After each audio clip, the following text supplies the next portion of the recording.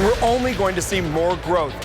This morning, keeping up with that growth, Dane County's new plans and what it could mean for the local economy. Plus, who profits off your parking tickets? We'll show you where that money goes.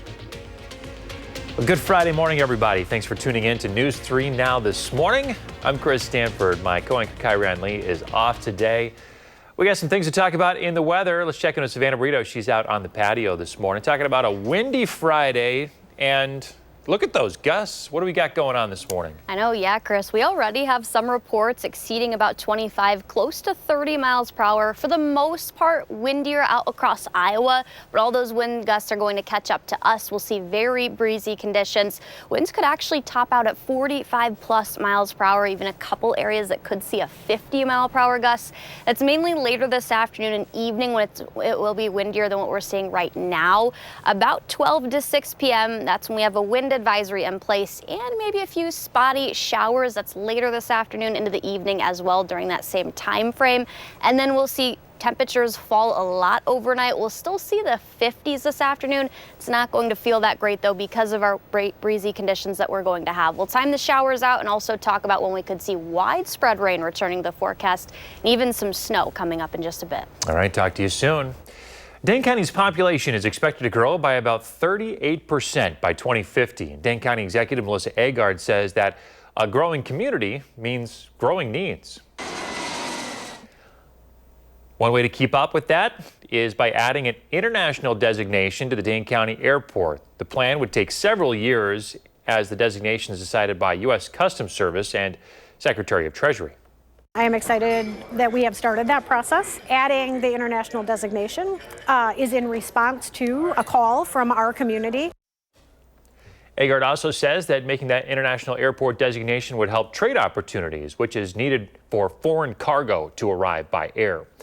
Here's another plan on the list, revamping the Alliant Energy campus. It's seen artists like Elvis and Jimi Hendrix perform, but many people say it's underutilized. So the county wants to reimagine it into the concert venue that it used to be. Updates to the Coliseum and Exhibition Hall would cost about $150 million each. CEO of Downtown Madison Inc. says it's worth it. The Alliant Energy Center campus is just 1 mile from the Capitol, and to create those connections would be so impactful for the downtown. Director of Alliant Energy Center says that they hope to fund the project with some private investments so it doesn't all fall on county taxpayer dollars. Construction could begin as early as 2026 and be completed by 2027 or 28. One City Schools is delaying the launch of its high school program. The board of directors says that the delay is based on its 8th grade enrollment, faculty readiness, and federal funding. In the meantime, the One City Preparatory Academy will limit its enrollment to 6th through 8th grade. The high school program wouldn't launch until the 26-27 school year. Have you ever wondered who profits off your parking tickets? It's not parking enforcement. They operate solely on fees from parking ramps, permit sales, and parking meters. Your money goes towards police and fire, planning and development, public health, transportation, and other day-to-day city expenses. In 2024, enforcement agents gave out nearly 140,000 citations, racking in $5.3 million for the city. And enforcement officers like Jason Temby understands that they get a bad rap. Yeah, we're just trying to get turnover and compliance to provide park. You know, when people come downtown, we want them to be able to find a place to park. So that's the whole point. Parking enforcement's an integral piece of city operations. They help make way for snow removal, garbage pickup, and general maintenance.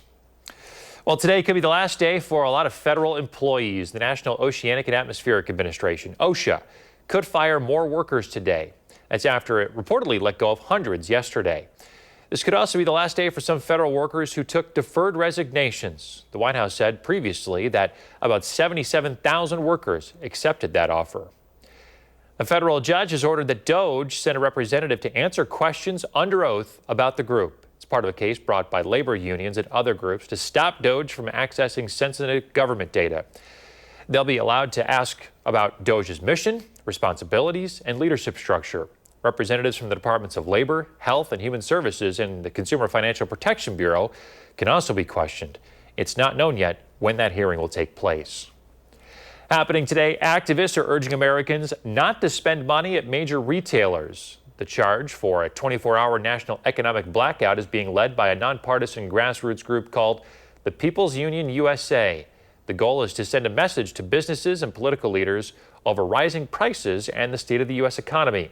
Some economists say a one-day boycott may not move the needle much toward change, but activists are hoping that it could spark more movements. Ukrainian President Volodymyr Zelensky set to visit the U.S. today. It comes as President Trump refuses to offer solid security guarantees to Ukraine to fend off any future Russian invasion. Trump instead wants access to mine Ukraine's rare earth minerals. The meeting comes as the two presidents traded insults online recently, with Trump at one point calling Zelensky a dictator. President Trump says Canada and Mexico can expect 25% tariffs to go into effect on Tuesday. Canada's Prime Minister promising an immediate and strong response if they are imposed. Canadian leaders have also said in the past that the retaliation could include going after our state's dairy farmers. The Trump administration is also planning on doubling the 10% tariff on Chinese imports. The Consumer Financial Protection Bureau has dropped cases against Capital One, Rocket Homes, and student loan servers. The three entities have been accused of cheating consumers. The actions come as the agency is being dismantled under orders from Elon Musk and the Department of Government Efficiency. It reflects the Trump administration's hands-off approach to regulation. New this morning, we have the IRS's Dirty Dozen scam warnings. Our consumer reporter, Michelle Renee Quinn, is breaking it down for you this morning. Good morning, Michelle Renee. Chris, good morning. Topping the list of tax scams people should watch out for are phishing scams. That's when fraudsters pose as legitimate organizations in the tax and financial community. So here's your reminder to never give out personal or financial information and do not click any links sent to you. Now, consumers should always watch out for these scams, but the IRS warns to especially watch out now as these type of scams increase during filing season. Another growing concern involves incorrect tax information on social media. The IRS warns this can mislead people into bogus tax avoidance strategies and sometimes result in identity theft. IRS officials say these tax avoidance strategies often target high-income individuals looking to reduce or eliminate their tax obligation. They recommend people should always look for advice from an independent, trusted tax professional, not a promoter focused on aggressively marketing and pushing questionable transactions. Now, you can find the full Dirty Dozen tax avoidance schemes list on the IRS's website. That's irs.gov. All right, Michelle Renee, some timely and useful information this morning. Well, CBS Morning's co-host Gayle King is set to go to space. She'll be part of Blue Origin's historic all-female crew. Joining her, pop star Katy Perry, Jeff Bezos' fiancée, philanthropist Lauren Sanchez, engineer Aisha Bowe, and civil rights activist Amanda Nguyen, along with film producer Carrie Ann Flynn. Here's how King reacted.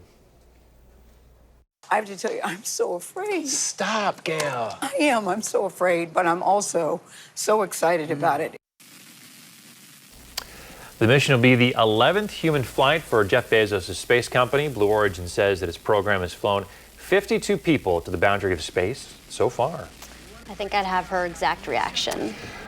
Somewhat terrifying. Yes. Also exhilarating. Yes. Exciting. Super cool. Be one of the few to get to touch the edge of space. Exactly. And like leave, just find out all that information. Yeah. Be really cool. Yeah. So we'll be thinking of you, and we wish you the best, Gayle. Absolutely. Well, it'll be an okay weekend ahead. Definitely cooler than what we're tracking today, but also very breezy with winds gusting today anyways, up to 45 miles per hour. We'll time out the showers and also talk about wind chills that'll be factored in. Also ahead in your morning sports, we're talking about state wrestling, which local wrestlers moved on. You're watching News 3 Now this morning, moving forward. Hey, we're back talking about the Oscars, the 97th Academy Awards, coming up on Sunday. Some Hollywood watchers are expecting an unpredictable show. CBS's Danya Backus reports. Here we go. First-time Oscars host Conan O'Brien rolled out the red carpet for Hollywood's biggest night. Sunday night, the Academy Awards will recognize excellence in film, but this year, when it comes to predicting winners, anything goes. We've watched all the other award ceremonies, we've made our notes, we've compared winners and statistics. Gray Drake is an entertainment journalist and film critic. It could all get thrown out the window on Oscar Sunday. The Netflix musical Emilia Perez leads with 13 nominations, but controversy surrounding star Carla Sofia Gascon may keep it from winning big. The first trans woman nominated for Best Actress had to apologize for a series of older social media posts denigrating Muslims, blacks, and co-workers. I actually think Emilia Perez is going to hold a record that it does not want to hold, which is the most nominated and the least winning. Wicked and The Brutalist both have 10 nominations, including Best Picture, where there is no clear frontrunner. There is a real surge of support for Anora, and it's coming very late in the season, and that's the kind of support that will get you over that Oscar finish line. The Academy still has a certain kind of movie that they tend to like, and that movie's Conclave. Demi Moore, who's been racking up wins for her performance in The Substance, has her first Oscar nomination in the Best Actress category, while the Best Actor category is shaping up as a race between Timothée Chalamet for A Complete Unknown and Adrien Brody for The Brutalist. Adrien Brody was so unbelievably great in The Brutalist that I fully support an Academy Award for this man. Outside of awards, show producers say look for Cynthia Erivo, Ariana Grande, and others in performances celebrating the filmmaking community. Danya Backus, CBS News, Los Angeles. Halle Berry, Emma Stone, and Oprah Winfrey are just some of the actors scheduled to present at the Oscars. 6:14, Savannah Burrito's got your certified most accurate forecast. What are temperatures doing today? Well, they're cool right now, still near 40 degrees, but when you factor in the wind chill, doesn't feel that great outside. But we will see temperatures rise to 50. That'll be a little earlier in the day, the lower 50s compared to when we usually achieve our daytime highs. That's because our winds right now are out of the southwest, but then they're going to transition back out of the west around 10 a.m. And then by the early afternoon, those winds will be back out of the northwest, pulling in some cooler air. We've got a breezy day ahead where winds could actually top out about 45 plus miles per hour. We have a wind advisory in place. The strongest winds will be 12 p.m. to 6 p.m. That's when the wind advisory will be in effect. Also tracking a few spotty showers later in the day. We are expecting mostly cloudy to partly cloudy sky conditions and then some spotty showers around lunchtime into the early evening. We will see a couple of snowflakes then as that condition cools down overnight with the northwest flow. I think temperature lows are going to quickly fall. Already by mid to late afternoon, we'll start to see the 40s and then the 30s and even the mid to lower teens expected overnight. I think we'll hang on to 19 overnight. Tomorrow will be a cooler day, but we'll have wind chills factored in all day long. Our eyes are still on Tuesday's system, though. The Storm Prediction Center did shift this a little further northward. This is a 15% chance, the yellow color, including Dallas and St. Louis, areas west of Atlanta, and then Memphis, this is a 30% chance of seeing severe weather. That does include southern Illinois, at least the yellow color and the 15% chance. The same system that's expected to bring a severe weather outbreak to our south will bring us showers. So watch what this does. We start to see that develop. The yellow is basically all the thunderstorms. I think we could see a couple rumbles of thunder, maybe generalized thunderstorms here. Definitely some heavy and widespread rain, but into Tuesday night, then early Wednesday morning, we'll see that heavy rain transition in with some freezing rain, maybe even some light to moderate snow showers to end that. I think the greatest chance of accumulating snow north, but we still could see minor accumulations here as far south or as far north as southern Wisconsin from that southern system. Meteorological spring, the start of March begins tomorrow. Here's an outlook. The temperature high does rise 37 the first of the month and then 50 by the end of the month. For April, 51 to 63. May, the start and the end, 63 all the way up to 74. We do have some warmer days that'll feel spring-like. Unfortunately, not over the weekend. 40 will feel okay. Tomorrow's going to be a lot cooler though. And then the 40s, couple days in the 50s, mainly Tuesday. A little cooler for Wednesday, and then plenty of 40s Thursday, Friday, Saturday, warmer into next weekend.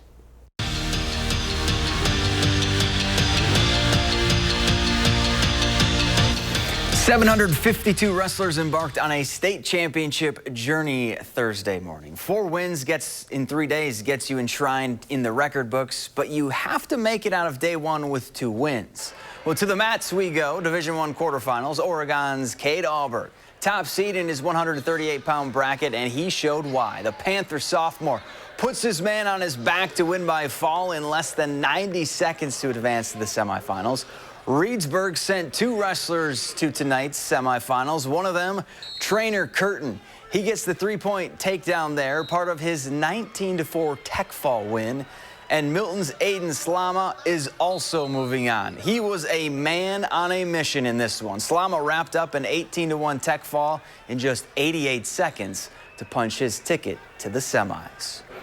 Girls quarterfinals, and it was a good night for Milton. In the 100-pound bracket, Dylan Albrecht, only a freshman, but wrestling like she's been there before. The 4-point near fall en route to a 15-0 tech fall win. Her older sister, Devlin, also advanced to the semis.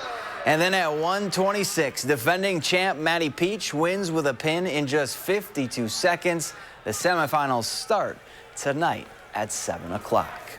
Well, it was day one of the NFL Combine for former Badger captain Hunter Wohler yesterday. But the first day isn't about his numbers on the field. It's all about his mental game. Up first for Wohler, a podium visit to answer questions from the media. Then it's to talk to teams around the league and showcase his knowledge of the game. His mindset heading into the biggest job interview of his life? Just prove himself. Every time you get a chance to step on the field, whether it's just, to run a 40, to do some drills, or to play, you're always trying to prove yourself and make a statement. So that's what this week is about, is coming and proving yourself and showing out, and also just being able to prove yourself in the interviews and being able to showcase your football knowledge and your ability to just talk to people. And don't forget to watch this week's Wisconsin Huddle with Kamari McGee tonight at 6:30 right here on News 3 Now. And that's it for morning sports. Have a great day. We have a traffic incident to tell you about, folks. This is in Sauk County near Rock Springs at County Highway D. Wisconsin 154 is closed in both directions from County D to High-Low Road because of some sort of utility emergency. They're asking you to use an alternate route. We are calling to check on this to see what is going on, and we'll report back if we find anything out. Still ahead, what surgeons found in a hungry puppy's tummy, and an ancient Italian contest returns. In our next half hour, how federal funding cuts are affecting scientific research at UW and what it can mean for students in the lab. Before we hit break, here's a look at gas prices. We're back right after this.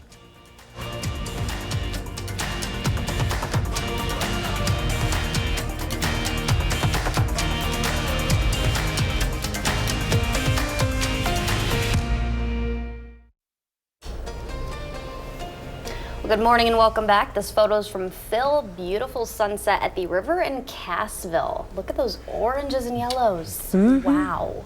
Gorgeous. The colors there are popping. Yeah, one of my favorites for sure. Thank you, Phil. Continue to send those in. Hashtag MyNews3Morning. It's fire, as the kids say. Sky right? on fire. The sky's on fire. Absolutely. Well, this morning, trending, Luna the dog and her unusual appetite. So Luna is a 7-month-old Bernese who's having some stomach problems, went in for surgery, and take a look at what vets found in her stomach. 44 items, 24 socks, hair ties, other clothing, all in this puppy's tummy. The vet's office said that Luna pulled through, though, and is now wagging her tail again. She's really hungry. Wow. Yeah, How I guess hungry she do you was. have to be to eat a sock? What an assortment. Extremely. Not good. Glad she's okay, though. Yeah, Maybe. any other breed of dog might not have gotten to 44 before. Right. True. Like, they're big dogs. problems, We had yeah. pugs growing up. I can't imagine No, a pug 44 swallowing more than items. maybe 2 socks. Yeah. Well, maybe the Ouch. socks were coated in peanut butter or something. Yeah, we don't Right. know what happened. Yeah, we're not sure. I'm just trying to give the dog does the that benefit of the doubt here. Check this out. Beautiful shots here. Yes. A tiny town in Italy that's got a really cool tradition, and they brought it back for another year. They take these cheese rolls here, these cheese blocks, and roll them down the street and see how far they can go. They use a string. You'll see them here.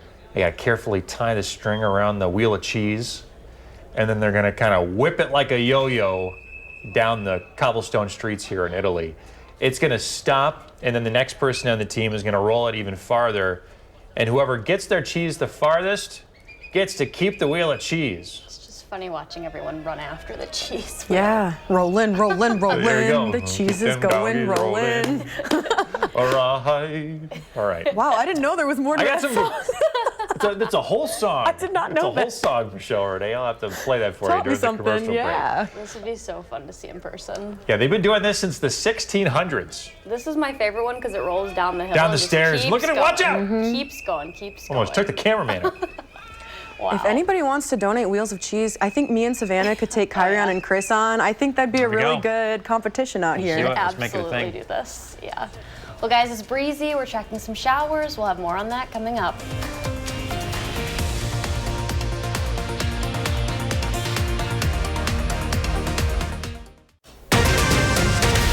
This morning, a longtime Madison supper club abruptly closes. Which one? And the chance it could reopen. Plus, uncertainty over research, how federal funding cuts are affecting scientific research at UW, what it means for students in the lab. Well, good morning, everyone. Thanks for tuning in to News 3 Now this morning on a Friday. I'm Chris Stanford. Thanks for joining us. Kyrian is off today. We'll get to Savannah Brito in just a moment with your weather. First, we want to take a live look at Wisconsin's 511 map. Wisconsin 154 is closed in both directions from County D to Low Road. This is because of some sort of a utility emergency. This is in Sauk County near Rock Springs. Again, Wisconsin 154 is closed in both directions from County D to High-Low Road because of a utility emergency. We're going to try to see if we can find out what's going on here, and we'll report whatever we find out. Let's check in with meteorologist Savannah Brito now. Let's get out there and see what the weather's like on your Friday morning. Hey, Savannah. Hey, Chris. Good morning. Tracking very breezy conditions already, and winds will only increase from where we're sitting right now. Right now, we have reports of 25 to 30 mile per hour wind gusts across most of the area, but these are going to exceed 40 miles per hour, even about 45, maybe even a wind gust that reaches 50. A wind advisory in place for all of southern Wisconsin, 12 p.m. to 6 p.m. this evening. Aside of the breezy conditions, it will be mild, but we'll still have wind chills factored in. Temperatures a little bit warmer earlier in the day compared to when we usually reach our daytime high, and then they're quickly going to plummet. Lows tonight into early Saturday morning are actually going to get down to the teens again, and a few showers that's later afternoon, and then a couple of snowflakes can't even be ruled out overnight. But we have a couple of days next week. We're tracking a better chance of widespread showers and maybe even some accumulating snowfall. We'll have more details on that coming up in a bit. Savannah, thank you. I want to get to our top stories now. After nearly 80 years, the Esquire Supper Club in Madison is closing. The reason given? The unimaginable. That's what was posted on the restaurant's window. It brings an end to one of Madison's longest running supper clubs. John Kavanaugh Jr. and his wife Jane bought the business back in 1947. And then last May, they handed off operations to Craig Spalding, a well-known local bar owner.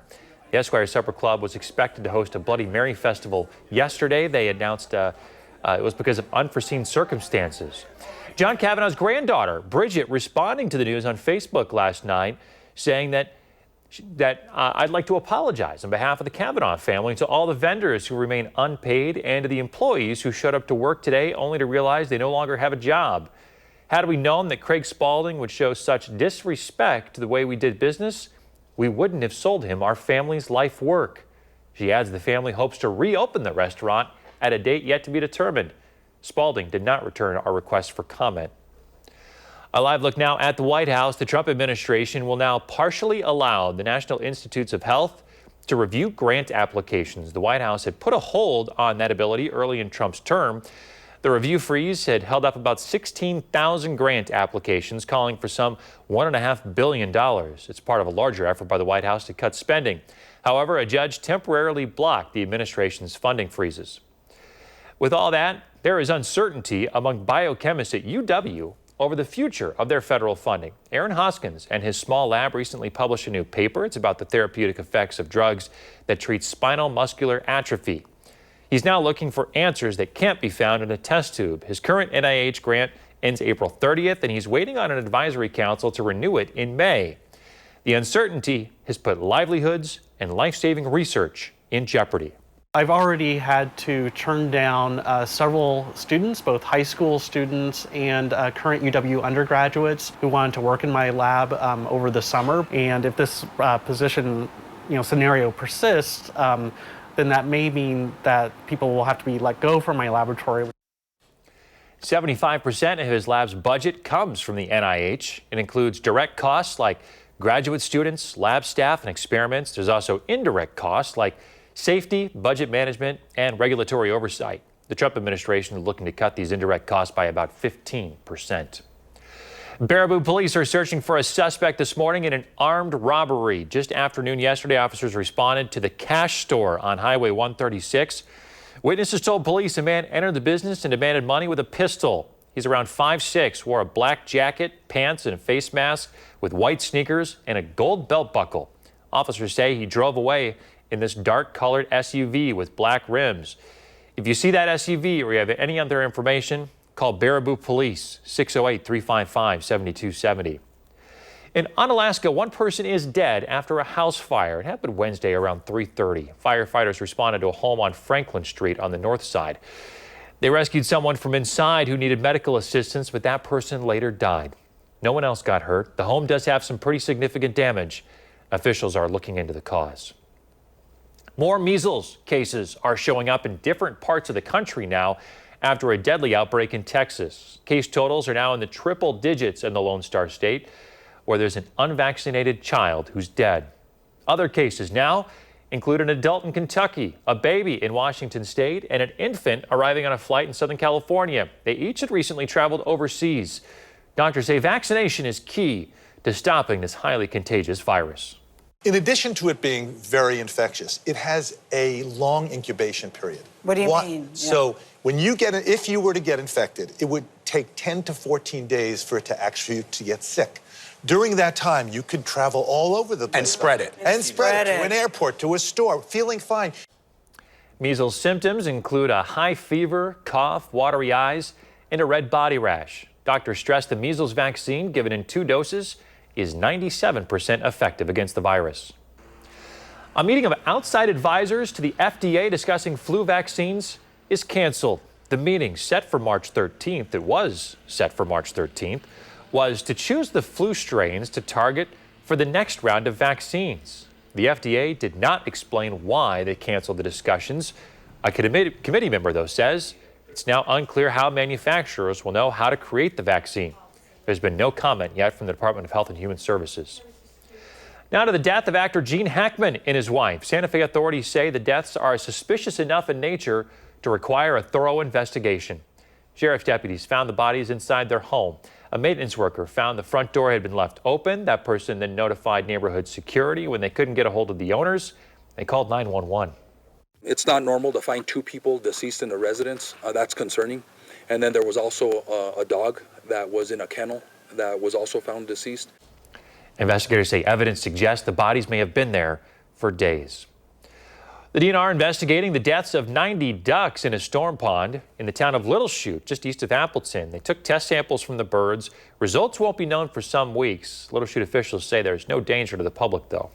Their biologist came out and explained to us that it looked very similar to what they had seen elsewhere in the county, particularly over in Kaukauna most recently.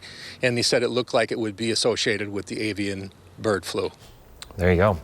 After the DNR agents took the ducks out, they placed their carcasses in bags and disposed of them.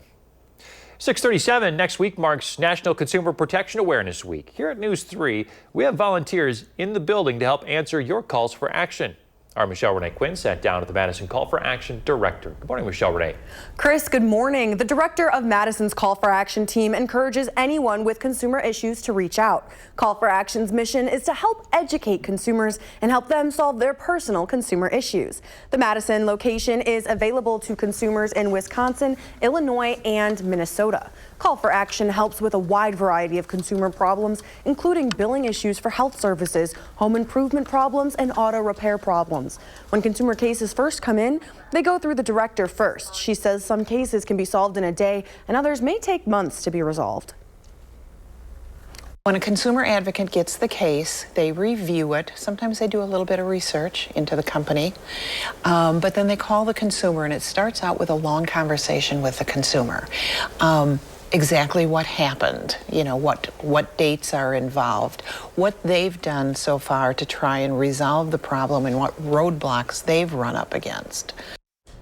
Volunteers then research more ways to solve the problem, and they have direct involvement to help mediate and connect consumers to resources that can resolve the issues. You can call for action anytime at 608-270-2833 or fill out a form online at channel3000.com/call-for-action. Volunteers are in the building Tuesday through Thursday from 11 a.m. to 1 p.m. But if you leave a voicemail, consumer advocates will return your call. And on Tuesday, March 4th, that's next week, they'll be hosting a telethon from 4 to 7 p.m. for consumers who might not be able to reach out during usual hours. And I'll be here Tuesday hosting that event. So if you have a problem, scam, or fraud, be sure to give us a call for action. Our volunteers do look forward to helping in any way that they can. All right, we get results often. Yes, Michelle we Renee, do. Thank you. Yes, we do. 6:39. Let's check in with Savannah. What's coming up in your first one forecast? Well, meteorological spring is starting tomorrow, March 1st. That consists of March, April, and May. We'll talk about the warmest days over the next 10 days. And it's the last day of the month, so it's time to reminisce about all the fun and inspiration February brought us in the 608. You're watching News 3 Now this morning. Moving forward. Hi, I'm Latera. I'm from Chicago. Savannah, plan my day. Latera visiting Madison. Expect mostly cloudy to partly sunny skies, and it'll be breezy. That's for everyone, though, across southern Wisconsin. We're tracking winds early this morning, already gusting up to 25 to 30 miles per hour.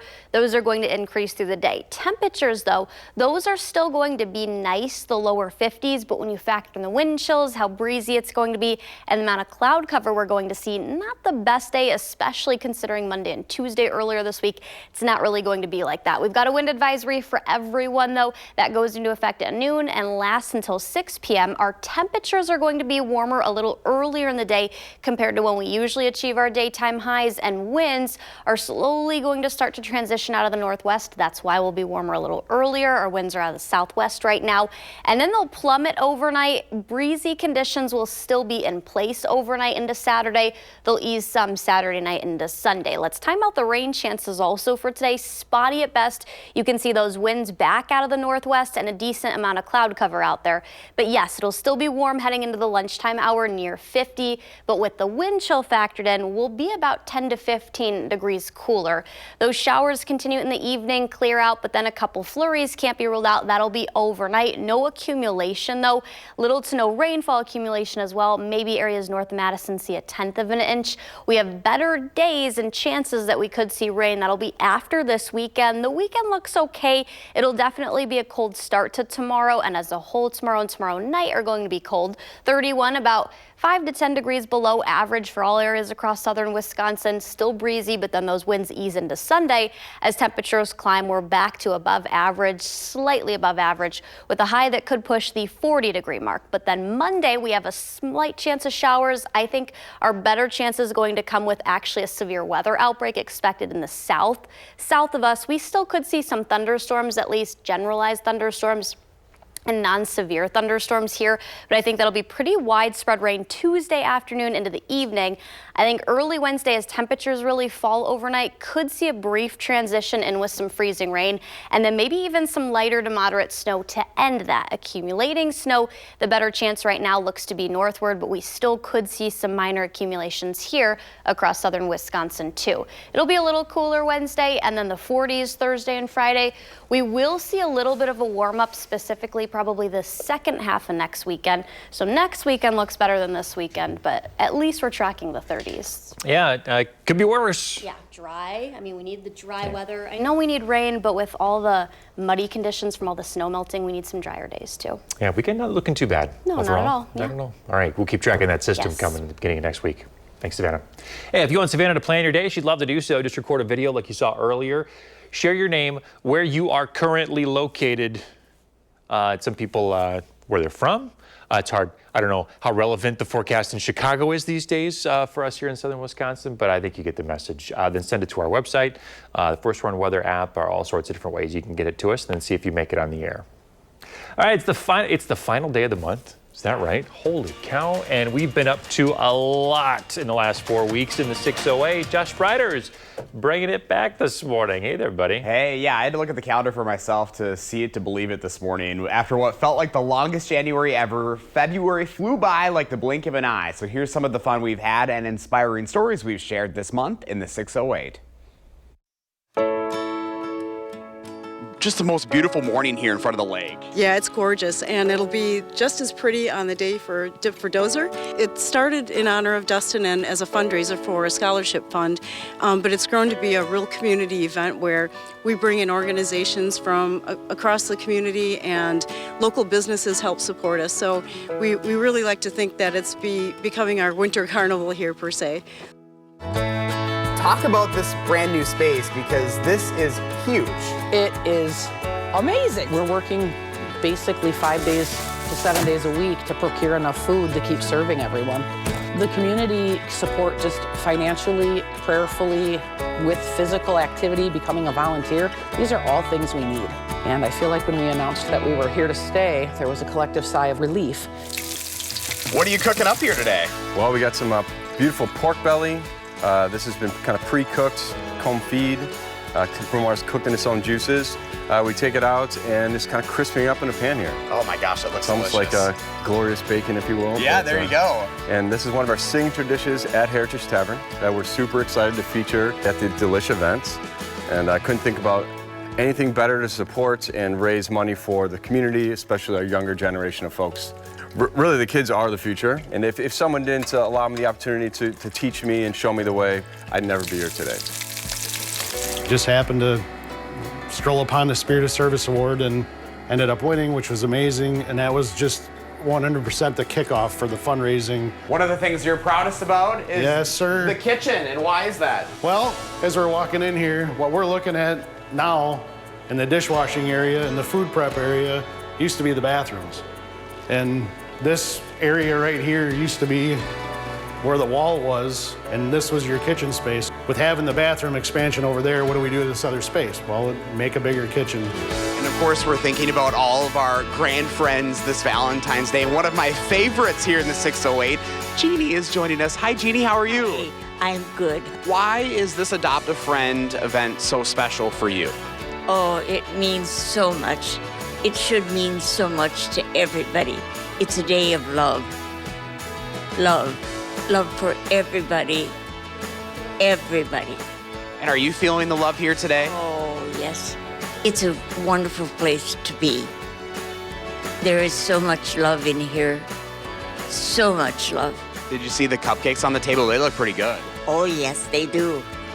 Very, very good. Woohoo!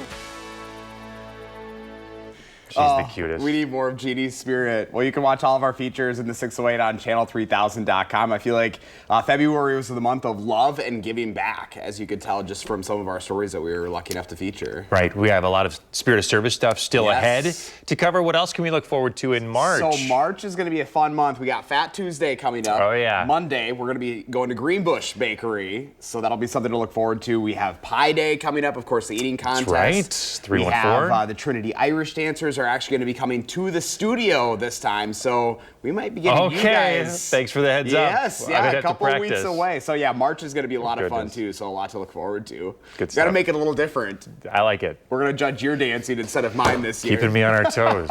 On my toes. Thank you, Josh, for everything happy you almost do. March. You too, buddy. Josh is always looking for inspiring stories to share. You got something for him for March? Reach out and let him know about it. Coming up in the morning sprint, some new developments involving documents related to Jeffrey Epstein. And we got a couple of kiddos. One kiddo turning 3 today. Happy birthday. We're back right after the break.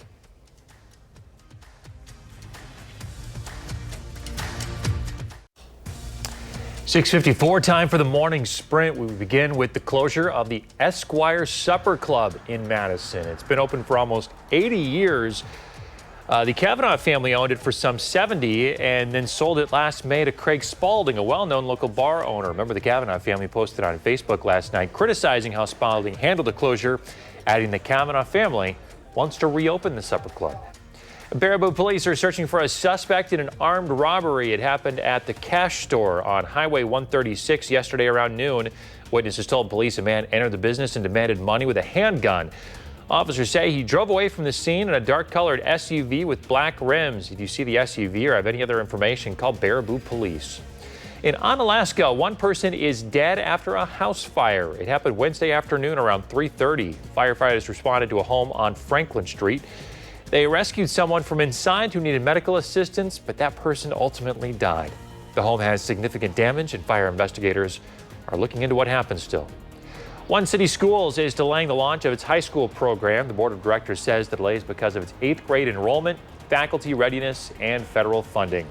In the meantime, One City Prep Academy will limit its enrollment to 6th through 8th grade. The high school program would launch until the 26-27 school year. Well, authorities say they intend to begin a thorough investigation into the death of actor Gene Hackman and his wife because they are suspicious enough in nature. Sheriff's deputies found both of them and a dog dead in their home outside Santa Fe. Investigators say the bodies appear to have decomposed somewhat, suggesting that they may have died days ago. A new batch of files related to the accused sex trafficker Jeffrey Epstein is now out. It includes copies of flight logs from his private plane.